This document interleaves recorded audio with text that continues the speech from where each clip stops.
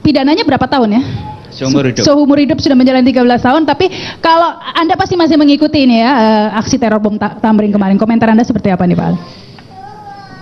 Hadirin pemirsa yang saya hormati, jadi pertama saya sampaikan bahwa saya mohon maaf sebesar-besarnya karena pernah terlibat jadi teroris atau aksi teror. Bom Bali ya? Bom Bali berapa? Bom Bali 1. Kemudian saya juga prihatin dan turut bela sungkawa kepada semua korban, baik yang meninggal ataupun yang luka-luka. Kemudian para korban yang meninggal, yakinlah insya Allah bahwa yang meninggal itu adalah husnul khotimah, bahkan syahid, karena meninggalnya dalam keadaan terdolimi oleh teroris. Kemudian yang luka-luka itu semuanya adalah amal soleh, insya Allah selalu dibalas oleh Allah dengan pahala. Itu yang saya kalau terorisnya syahid nggak menurut Anda? Kalau terorisnya syahid atau enggak? Wallahu alam. Tapi kalau dari segi mendolimi orang, ini berarti tidak masuk kategori syahid.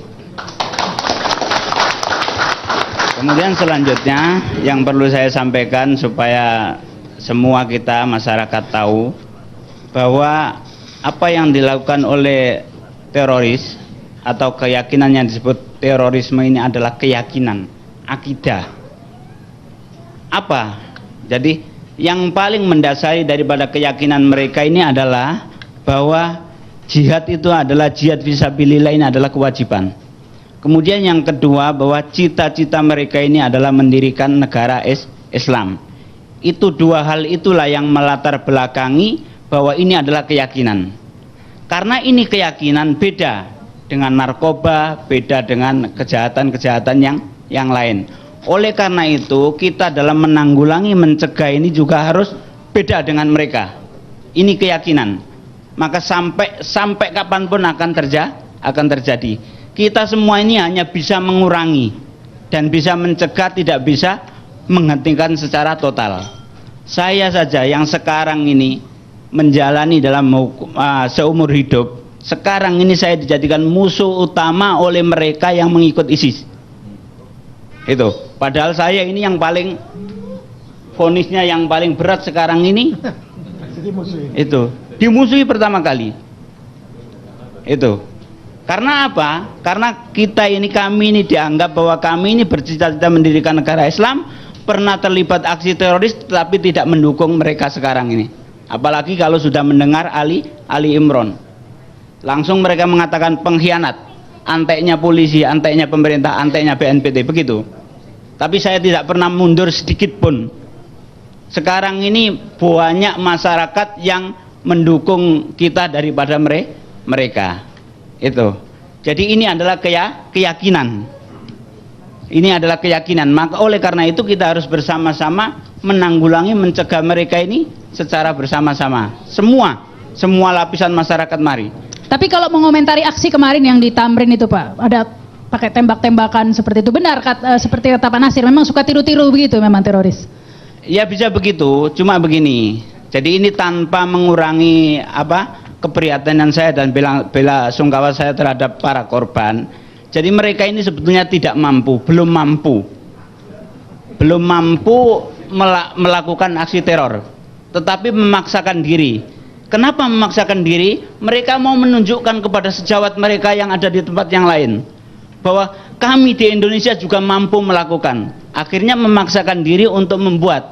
Padahal itu sebetulnya bom yang dipakai itu adalah dibuat sudah sekitar tahun 1800. Karena apa? Pakai framing device yang berbentuk sumbu atau bahasa Jawanya uceng. Itu. Nah, kenapa? Karena apa? Alhamdulillahnya saya sebagai yang pernah terlibat di situ, mereka ini kemampuannya tidak ada.